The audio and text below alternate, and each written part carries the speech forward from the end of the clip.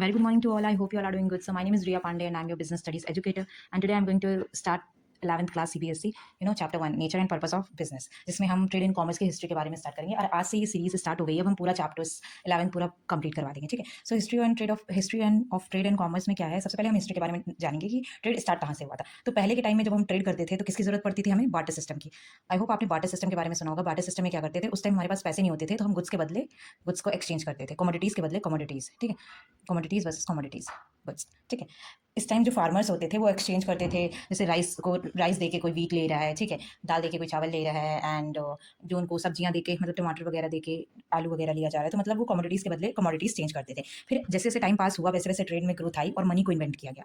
क्या इन्वेंट किया गया? मनी। ठीक है, मनी को इन्वेंट किया गया और फिर कॉइन्स का यूज़ किया गया। अब मनी तो डायरेक्ट नोट्स नहीं आई थी, पहले कॉइन्स आते थे, मेटल कॉइन्स। ठीक है, मेटल कॉइन्स में हम ट्रेड में डीलिंग करते थे, मेटल कॉइन्स को उपयोग करते थे। और सिर्फ लोकल मार्केट में ट्रेड नहीं होना है, लॉन्ग डिस्टेंस मतलब अदर सिटीज़ और कंट्रीज़ में भी ट्रेड हमने करना स्टार्ट कर दिया था। फिर आता है जो इंडियन एंशियन टाइम्स। ठीक है, Indian trade in ancient times. उस टाइम हम क्या करते थे, सिल्क, कॉटन, गोल्ड और जो प्रीशियस स्टोन्स थे, ठीक है, उनके जो फेमस गुड्स थे वो स्पाइसेस थे। ठीक है, उस टाइम हमारे पास स्पाइसेस बहुत ज़्यादा होता था, हमारा सिल्क होता था। ठीक है, सिल्क, कॉटन, ठीक है, एंड गोल्ड और प्रीशियस स्टोन। ठीक है, प्रीशियस स्टोन्स, उस टाइम पे ये सब चीज़ें बहुत ज़्यादा सेल होती थी। ठीक है, और इन सब चीज़ों को सेल करने के लिए हम लैंड रूट्स अपनाते थे, और कौन से, और सी रूट के थ्रू देखो, ट्रेड ऑफ स्पाइसेस नोन है स्पाइस रूट। ठीक है, जो सी रूट के थ्रू हम स्पाइसेस को भेजते थे उसको स्पाइस रूट भी कहा जाता था। ठीक है, उसके बाद क्या हुआ, उसके बाद हमारा यहाँ से चैप्टर स्टार्ट हो जाता है। इतना सब हमने बेसिक्स जान लिया। उसके बाद हमारा जो आता है, अब ये यहाँ पे बोला India surrounded by the Himalayans of north, border by water and India got connected. अब देखो, जो इंडिया जो है वो हेल्प करता है, ये जो नॉर्थ बॉर्डर का हमारा है, ये अदर कंट्रीज को हेल्प करता है, हमारे वो रास्ता बना है। ठीक है, अदर कंट्रीज से जोड़ता है, हमें लिंक करता है। ठीक है, तो सी रूट्स को यूज़ किया जाता है हम लोग क्या, स्पाइसेस को ट्रांसपोर्ट करने के लिए। और जो फेमस सी रूट है उसको स्पाइस रूट भी कहते हैं। ठीक है, अब धीरे धीरे with the passage of time, surrounded by the Himalayas in the north and sea in the south. तो इससे क्या होता है, इससे जो होता है अदर कंट्रीज है ना, वो हमसे कनेक्टेड है, तो इससे हमारा जो है नेटवर्किंग उनसे बढ़ जाता है और हम उनको एक्सपोर्ट करते थे उस टाइम पे। ठीक है, अब उसी के थ्रू हम क्या करते थे, ईस्ट और वेस्ट में बाय सी के थ्रू एक्सपोर्ट करते थे और स्पाइसेस को हम एक्सपोर्ट करते थे, तो इसी वजह से उसको स्पाइस रूट कहा गया है। ठीक है, अब वहीं से हमारा प्रोग्रेस स्टार्ट हुआ। जो डोमेस्टिक ट्रेड था उससे इंटरनेशनल ट्रेड बना एंशिएंट इंडिया में। ठीक है, due to flow of wealth through these routes, many trade centres और इंडस्ट्रियल बेल्ट ऑल्सो स्टार्टेड। बहुत सारे ट्रेड सेंटर्स बने यहाँ पे, इंडस्ट्रियल बेल्ट बने उसी टाइम से। ठीक, ट्रेड की जो ग्रोथ हुई थी वो लोकल और इंटरनेशनल ट्रेड की वजह से हुई थी, और बहुत सारे ट्रेड सेंटर्स भी उस टाइम पे खुल गए थे, जिसकी वजह से इंडस्ट्रीज ग्रो हो रही थी। ठीक है, अब उस टाइम पे ट्रेड कैसे होता था, लैंड और वाटर के थ्रू होता था, और बहुत सारी और जो नॉर्मल कॉमन गुड्स थी जो एक्सचेंज की जाती थी, उनमें से था गोल्ड, सिल्वर, कॉपर, ये सारी चीज़ थी। और स्पाइसेस आपको बताया था, बहुत सारी सिटीज़ वहाँ पे ग्रो हुई थी। और ऐसा नहीं है कि ट्रेड ऐसे ही कर दिए जाते थे, बहुत सारे रूल्स भी बनाए थे ट्रेड के लिए, और टाइप्स ऑफ कॉइन्स भी डिसाइडेड थे। और कॉइन्स का जो है वो वेट सिस्टम भी होता था, जिसकी वजह से ये हो कि आप ट्रेड में कुछ ऐसा ना हो कि फेयर ट्रेड सिस्टम हो। ठीक है, कुछ घपला उपला ना हो। फिर उसके बाद हमारा आया indigenous banking system. Indigenous banking system, जैसे जैसे इकोनॉमी ग्रो हुई, इंडिया डेवलपिंग और भी डेवलप हो गया बैंकिंग सिस्टम में भी। ठीक है, तो मेटल कॉइन्स आ गए यहाँ पे मेटल कॉइन्स आ गए, और मेटल कॉइन्स की वो जो है कॉमन मीडियम ऑफ एक्सचेंज बन गया। मतलब मेटल कॉइन्स की हेल्प से हम गुड्स को खरीदते और बेचते थे। ठीक है, और अपार्ट फ्रॉम दैट पीपल, जो लोग थे वो डॉक्यूमेंट्स भी यूज़ करने लगे, जैसे हुंडीज और चिट्ठी। ठीक है, इसकी वजह से इससे क्या होता है, सामान बेचा और खरीदा जाता है क्रेडिट पे। जब भी आपके पास करेंटली में पैसे नहीं होते हैं, आपको उधार पे कोई गुड्स चाहिए होता है, तो आप इसका यूज़ करते हैं, हुंडीज का यूज़ करते हैं। ठीक है, कि मतलब आप अभी पे नहीं कर रहे हो, आप फ्यूचर में पे करोगे, आप प्रॉमिस करते हो। ठीक है, कि हम फ्यूचर में पे करेंगे। हुंडी एक पॉपुलर सिस्टम है। ठीक है, पुराना बहुत सारा ओल्डेस्ट सिस्टम है। ठीक है, और ये एक रिटन प्रॉमिस होता था कि आप किसी पर्सन को अमाउंट पे करोगे, गारंटी होती थी। ठीक है, hundi is a kind of guarantee to pay certain amount at certain period of time.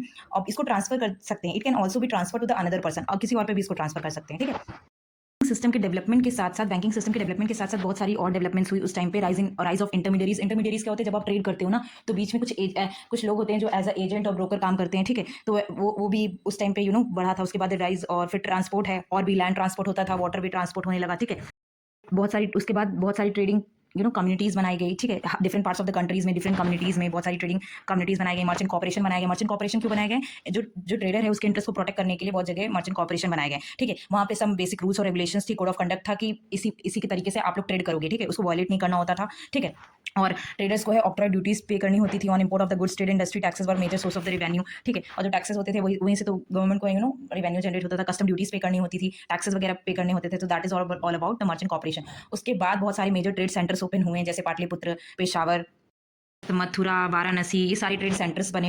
ज़्यादा क्या एक्सपोर्ट होता था इसके बारे में जानिए। Major exports and imports. Major जो ज़्यादा हम लोग एक्सपोर्ट करते थे वो स्पाइसेस थे, वीट थे, शुगर था, इंडिगो था, ओपियम था, सिसमे ऑयल था, कॉटन था, पैरट्स था, live animals and animal products जैसे hides, spins, fuels, horns, tortoise, shells, pearls, ठीक है। ये सारी चीज़ें हम लोग ज़्यादा से ज़्यादा एक्सपोर्ट करते थे। कॉपर था, उसमें से ग्रेनाइट था, क्रिस्टल्स थे, क्वार्ट्ज थे, ठीक है। ये सारी चीज़ें हम लोग एक्सपोर्ट करते थे। उस टाइम पे ज़्यादा से ज़्यादा एक्सपोर्ट करते थे। कौन-कौन सी चीज़ हम अपनी कंट्री में मंगाते थे, इम्पोर्ट करते थे? Horses, animal products, Chinese silk, flax, wine, gold, silver, tin, copper, lead, rubies, coral, glass, amber, ये सारी चीज़ें हम इम्पोर्ट करते थे, ठीक है।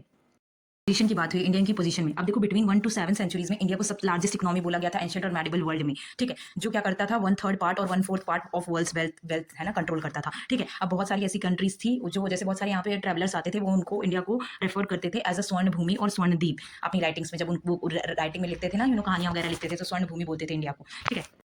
अब देखो यहाँ पे हम बात करेंगे decline of Indian trade and industry during British rule. अब ब्रिटिश रूल के टाइम पे क्या हुआ था? ब्रिटिश रूल के टाइम में India despite of being a progressive nation started, India क्या होने लगा? फॉल होने लगा, ठीक है, ब्रिटिश रूल के टाइम पे। अब ये इसका मेन कारण क्या था? रीजन था इंडिया के बैकवर्ड होने की वजह से। जो ईस्ट इंडिया कंपनी थी, यहाँ पे ब्रिटिश जो ईस्ट इंडिया कंपनी आई थी, वो अपने ऊपर पूरा कंट्रोल रखती थी, ठीक है, टेक चार्ज, ठीक है, अपने ऊपर पूरा कंट्रोल रखती थी। सो इंडियंस को कोई फ्रीडम ही नहीं था कि अपनी इंडस्ट्रीज को कैसे ग्रो करें, कोई एग्रीकल्चर और scientific revolution, there is no agriculture and scientific revolution like in Europe, जैसे यूरोप में होता था। एजुकेशन अवेलेबल भी नहीं थी, यहाँ पढ़ने भी नहीं देते थे लोगों को, ठीक है। Because of this reason, apart from that कि इंडिया इतना प्रोग्रेसिव नेशन था उस टाइम पे, इंडिया क्या करने लगा? फॉल होने लगा। India become a country that look rich. अब इंडिया ऐसी कंट्री दिखने लगा जो बस दिखता बाहर से रिच था but had a poor people, ठीक है। ब्रिटिश का पूरा कंट्रोल था इंडियन इकोनॉमिक पे, और वो कंट्रोल कब आया था? 18th सेंचुरी में, जैसे ब्रिटिश इंडिया पे रूल करना स्टार्ट कर दिया 18th सेंचुरी पे। और वो क्या करते थे? इंडियन वेल्थ को यूज करते थे रॉ मटेरियल खरीदने के लिए चीपली, और उसको ब्रिटेन में भेजते थे, ठीक है। अब वो हमारा पैसा यूज करते थे, ब्रिटिश क्या करते थे? हमारा पैसा यूज करके रॉ मटेरियल खरीदते थे सस्ते दामों पर, और क्या करते थे? उसको ब्रिटेन में भेजते थे, अपनी जगह भेजते थे। अब इससे क्या हुआ? In return they sold expensive British goods, और वो ब्रिटिश गुड्स जो है वो एक्सपेंसिव बेचते थे इंडिया में ही बेचते थे, ताकि यहाँ पे तो लोगों के पास पैसा था ही उस टाइम पे। This stop Indian industrial growth. अब इससे क्या होने लगा? हमारी इकोनॉमी खराब होने लगी और हमारी इंडस्ट्रियल ग्रोथ एकदम कम हो गई। फिर उसके बाद इंडिया ने री इंडस्ट्रियलाइजेशन, फिर यहाँ पे आप देखोगे, यहाँ पे आप देखोगे इंडिया बिगेंस री इंडस्ट्रियलाइज, ठीक है। आफ्टर जो 1947 हुआ, इंडिया स्टार्टेड रीबिल्डिंग, अपना इकोनॉमी फिर से बनाने लगा, डेवलपमेंट करने लगा। उसमें उसने फर्स्ट 5 ईयर प्लान जो 1951 में बनाया था, उस पर फोकस किया गया था मॉडर्न टेक्नोलॉजी, साइंस और इंफ्रास्ट्रक्चर पे, रोड सही से, रेलवेज वगैरह में। But even with these efforts, इतना एफर्ट्स लगाने के बाद भी ग्रोथ जो था वो बहुत धीमा था, क्योंकि हमारे पास इतना पैसा नहीं था। We don't have that much of money for investment. High population था, वैसे भी India is a diverse country, हमारे यहाँ बहुत ज्यादा पॉपुलेशन है, ठीक है। Heavy spending on defence and basic needs, और हमारे ज़्यादा जो खर्चे होते थे वो डिफेंस और बेसिक नीड्स पे चले जाते थे, क्योंकि हमारे पास इतना पैसा बचा ही नहीं था, सब तो लूट ही ले गए थे वो लोग। So India had to borrow from other countries. उस टाइम पे इंडिया ने क्या किया? बाहर की कंट्रीज से पैसे लेना स्टार्ट कर दिया उधार में, ठीक है। इससे क्या हो गया? Economic reform. फिर हमारी this led to economic reform in 1991, और जिसे कहा गया लिबरलाइजेशन, ठीक है। अब now India is one of the fastest growing economies. अगर बाकी सारी देखा जाए तो अभी इस टाइम पे India is one of the fastest growing economies. अब यहाँ पे people now have more income, अभी यहाँ पे ज्यादा इनकम है, सेविंग्स है, इन्वेस्टमेंट अपॉर्चुनिटीज है, ठीक है। ऑल अबाउट द री इंडस्ट्रियलाइज। अब यहाँ पे मेक इन इंडिया की बात करेंगे। मेक इन इंडिया जो स्कीम थी 2014 में आई थी बाय आवर प्राइम मिनिस्टर, ठीक है, गवर्नमेंट ऑफ इंडिया की तरफ से। इसमें क्या बोला गया था कि आपको encourage किया गया था नेशनल कंपनी और मल्टीनेशनल कंपनी जितनी भी कंपनीज की हैं, कि अगर आपको कोई प्रोडक्ट बनाना है तो आप इंडिया में आके बनाइए, ठीक है। उसका लेवल होना चाहिए मेक इन इंडिया, ठीक है। और ये एक इनिशिएटिव था जिससे ज़्यादा से ज़्यादा स्किल एनहांसमेंट हो पाए, जॉब क्रिएशन आ पाए, ठीक है। और जो बहुत सारे सेक्टर्स थे, ऑटोमोबाइल, एविएशन, ये सारे सेक्टर्स थे, इनमें ऐसा हुआ था। हमने history of trade and commerce की बात की, ठीक है। अब इस चैप्टर में जो बिजनेस कॉन्सेप्ट है और जो टाइप्स ऑफ ह्यूमन एक्टिविटीज हम अपनी नेक्स्ट वीडियो में डिस्कस करेंगे। Thank you for watching this video. Stay tuned for the next video and kindly like and subscribe my channel so that you will get constantly video.